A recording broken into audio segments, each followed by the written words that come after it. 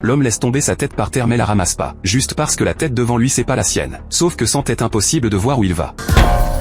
La boule de chair propose de lui servir de tête gratos. Mais en entendant ça l'homme fait une tête dégoûtée. Il dit qu'il préférerait tomber dans les égouts plutôt que d'accepter. Il est quand même obligé de laisser la boule de chair lui servir de tête pour l'instant, pour vite récupérer sa vraie tête. Il monte sur la moto d'un passant. Furax le passant lui balance un coup de poing. Mais la boule de chair s'envole dans les airs. Le passant croit qu'il a trop bu et qu'il hallucine. La seconde d'après la boule de chair le règle son compte. Puis l'homme continue de chercher sa tête. Mais il sait pas qu'une femme regarde son panier de légumes intriguée.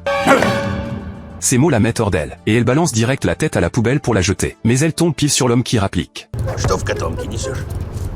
Et pile quand le seigneur démon récupère sa tête, il reçoit d'un coup un appel vidéo de Jacques. En apprenant que Jacques a besoin d'aide, le seigneur démon écrase l'accélérateur et fonce à la rescousse. En voyant une bande d'oiseaux de feu attaquer Jacques, le seigneur démon s'avance tranquillement, et le chef des oiseaux de feu prend la fuite avec sa bande. Une fois l'autre partie, Jacques sort la gemme du temps qu'il a récupérée, et demande au seigneur démon comment l'utiliser. Le seigneur démon prend l'épée magique des mains de Jacques, et incruste la gemme du temps dans le pommeau. La seconde d'après l'épée libère la loi du temps, et un portail vers le futur s'ouvre dans la foulée. Jacques tend vite l'œuf d'or vers le cercle magique, et l'œuf gorgé d'énergie se met à briller de mille feux. Jacques demande à l'œuf où se trouve sa copine, et très vite une boule de lumière bleue jaillit de l'œuf, et file droit dans une direction. En voyant ça Jacques et les autres se dépêchent de la suivre. Puis en suivant la lumière bleue il remonte jusqu'à la résidence de la sorcière dans le monde des humains. Là la sorcière se retourne et balance une boule magique, qui ligote direct la cabane magique en bois. Heureusement Jacques est resté sur le toit, et c'est ça qui lui évite de se faire blesser. Et pile quand il se relève pour poursuivre la sorcière, il aperçoit en chemin sa copine emprisonnée. Mais avant même que Jacques se précipite pour la sauver, la sorcière se téléporte derrière la copine, et lui transperce le corps d'un coup de lame. Jacques est aussitôt pris de panique. Une fois remis il s'apprête à chercher la sorcière, quand une voix familière retentit derrière lui. La sorcière appelle Jacques par son nom. Jacques transperce sans hésiter la sorcière noire d'un coup de lame. Mais c'était un piège de la sorcière. Celle qui s'effondre c'est son propre maître. La perte d'un être cher rend Jacques presque fou de rage. Il attrape son arme et fonce sur la sorcière. Et là la sorcière se met à fredonner une chanson, dont la mélodie est exactement la même que celle que chantait sa mère. Ce qui laisse Jacques complètement sous le choc. De l'autre côté le vieux sorcier concocte un antidote, et réussit à libérer la petite cabane en bois. Puis le groupe retrouve la femme à l'agonie, et la ramène à la vie avec l'eau de la vie. La résurrection de l'être aimé fait retrouver ses esprits à Jacques. Mais les pouvoirs de la sorcière sont trop puissants. Personne fait le poids face à elle. C'est là que le seigneur démon prend une décision. Seul le fait de changer le passé peut empêcher tout ça d'arriver. Puis Jacques remonte le temps jusqu'au point de départ. Et là le seigneur démon adolescent se tient au bord de la source sacrée, hésitant à tuer son maître pour obtenir la vie éternelle. Et pile quand Jacques veut foncer pour l'en empêcher, un guerrier en armure noire surgit et l'attrape à la gorge. C'est là que Jacques comprend enfin que l'autre c'est l'incarnation de sa propre noirceur intérieure. À chaque mauvaise pensée qui germe l'autre grandit. Et sous le contrôle de la volonté de Jacques, le guerrier en armure noire rétrécit des milliers de fois, avant de se faire éjecter d'un coup de bâton. Et à mesure que l'incarnation de la noirceur disparaît complètement, tout le pouvoir des ténèbres en lui se dissout. Jacques s'avance vers le seigneur démon adolescent, et le touche par sa bonté. Puis Jacques s'approche de la source sacrée, et plonge l'épée magique au fond du lac. Et c'est comme ça que la crise est enfin écartée.